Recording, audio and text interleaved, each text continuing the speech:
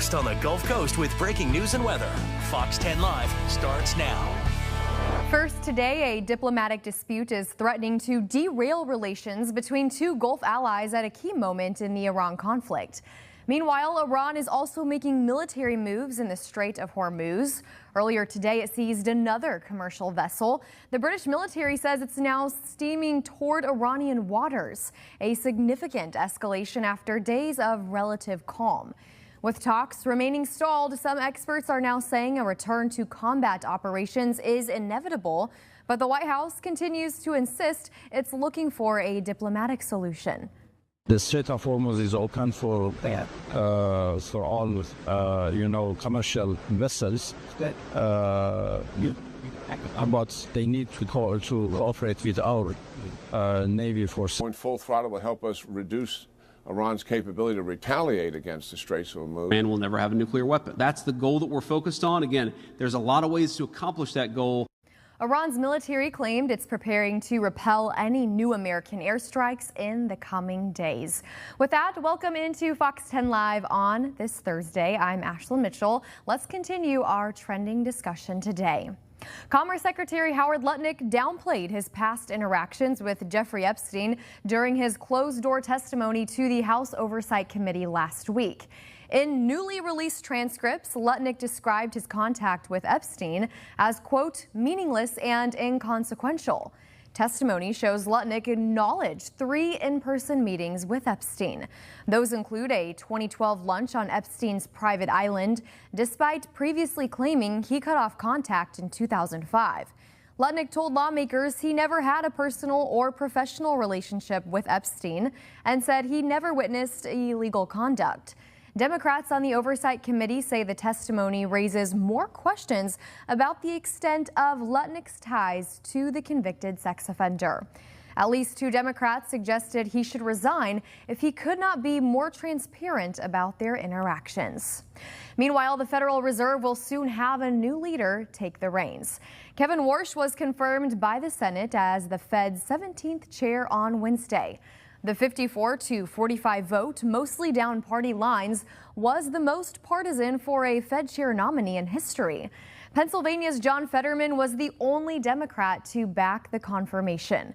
Warsh now succeeds Jerome Powell, who has fought with the White House over the U.S. central bank's independence. President Trump has long demanded rate cuts, and Warsh is widely viewed as being aligned with the president. But Warsh takes over at a time when inflation pressures are intensifying due to the conflict with Iran. In fact, the latest government data shows the inflation rate at a 3-year high and now outpacing wage growth. Meanwhile, the FBI is renewing its search for a former Air Force intelligence specialist accused of spying for Iran. The agency announced a $200,000 reward for information leading to the arrest of Monica Witt. Federal investigators say Witt defected to Iran in 2013 and may still be supporting Iranian intelligence operations. Witt worked in an Air Force counterintelligence on assignments that took her to the Middle East. A 2019 indictment says during that time, she was targeted and recruited by Iranian government officials. She's accused of revealing a highly classified U.S. intelligence program and exposing the identity of another American intelligence officer. FBI officials say they believe someone may know where Witt could be, and they hope the hefty reward will motivate them to come forward.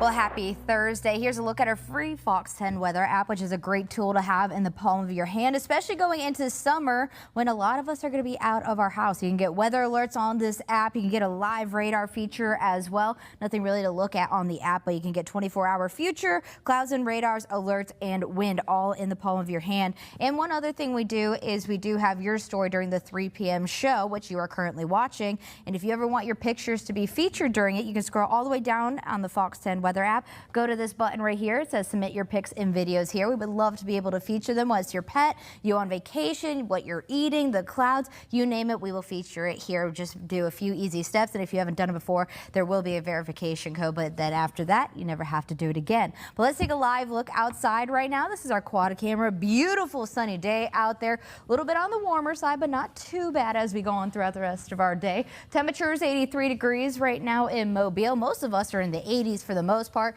We have 81 over in Evergreen. We have 86 in Pensacola, 84 in Destin, 86 in Pascagoula, and 83 in Leakesville. Dew points right now, they're on the drier end, which is definitely helpful when it's already warm outside. It means we don't have much of that lingering humidity thanks to a front that passed earlier yesterday. So that is definitely helping us stay dry over the next coming days. So over the next 5 hours for your evening, temperatures will still be in the 80s till about 6 p.m., 78 degrees by 7 p.m. with sunny skies, and transitioning to tonight, a slight cool down is going to be expected. 56 degrees for a low, which is below average. No chance for rain, so it is going to be dry and pleasant overall. So here's a look at our day planner going into tomorrow. 61 degrees by 7 a.m., already into the 80s during the afternoon hours. Plenty of sunshine. Why not go to the beach? It's going to be beautiful out there. We do continue to see a low risk of rip currents. We'll have upper 70s and lower 80s for our Alabama beaches. But again, always pay attention to those beach flags out there, but we're not really concerned with anything in the next coming days. Same thing over in our Florida beaches, upper 70s and lower 80s for our beach weather. Definitely recommend that sunscreen though, as we have a very high UV across the coastline. All right, we are excited to bring you your story today, taking a look at pictures and videos from around the area. Excited to have some submissions. Before we get started though, have to say Hannah and I are matching. If you we can't are tell. matching. This was Had to say that not at least planned once. at all. If anything, it wasn't even. Nick was originally supposed to do the show, but he had something to do. So I'm like, well, I guess I have my orange dress. It's the only dress I had on hand. We're feeling super summery now with the sunshine out and about today, and we're going to go ahead and take a look at some of those pictures you guys sent in to us, starting with this one. This is Maggie May and Gus, submitted by Caitlin Stevens. Oh, the puppies. They're I am so such sweet. a sucker for dog pictures, especially when they look like they're smiling like they are in this picture. So For cute. sure. And don't worry, we have a whole lineup of them today for sure. I'm just impressed that they are sitting there for the picture. There's got to be a treat behind the There camera, has right? to be. Because that's what my trick Look, is they with look Stormy. like they're sniffing. Hey, anything that gets the picture, right? For sure. Some cute names there. This next one is really nice. A flag on my front porch with Kayla lilies from Virginia Gardner. Look at those flowers there. Those are so pretty. I started gardening at my house, and I have lilies out front as well, and they're all in bloom. It's so pretty. It smells great when you walk up to my front door as well.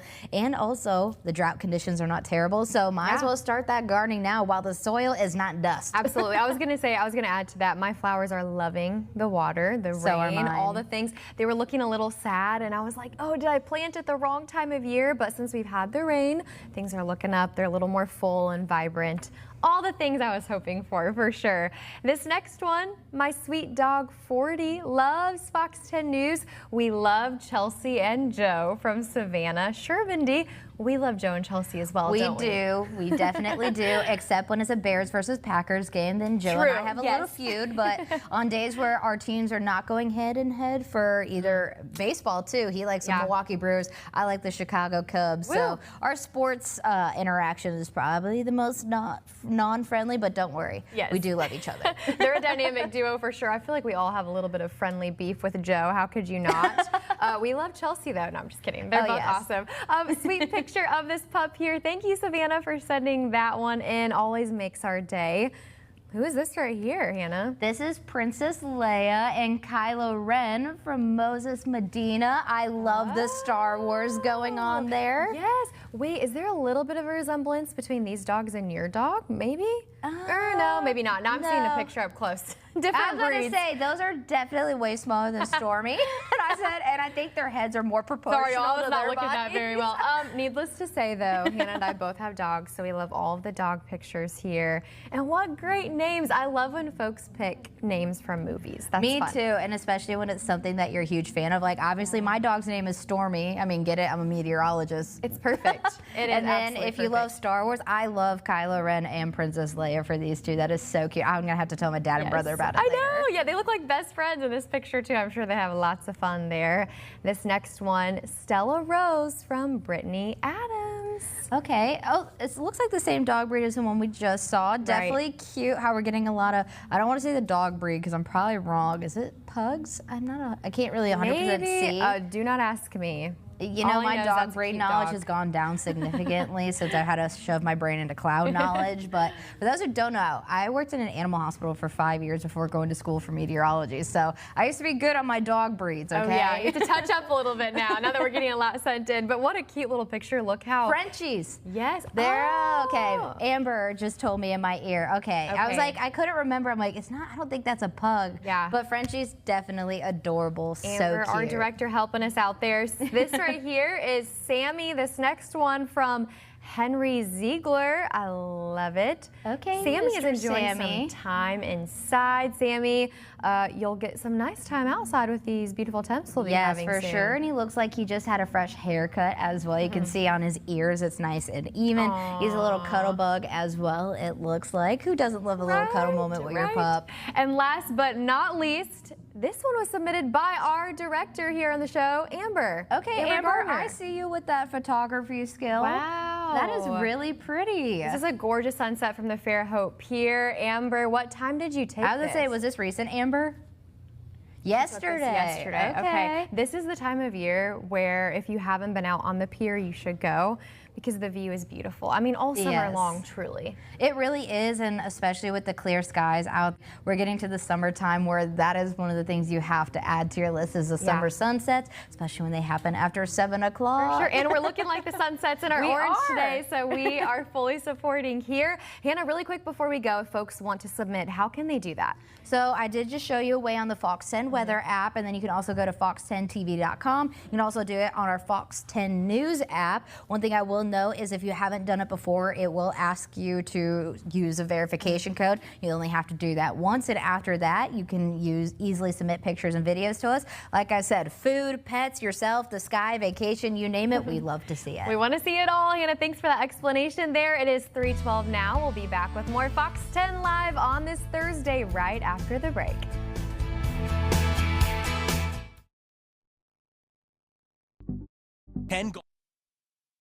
Committed to you. This is Fox 10 Live.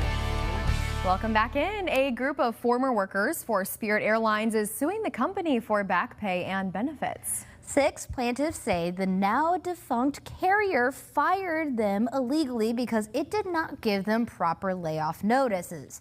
They also claim they are still owed money for hours worked and vacation days not taken. Okay, the suit says Spirit misled employees by telling them it planned to continue operations and to ignore media reports it was about to shut down.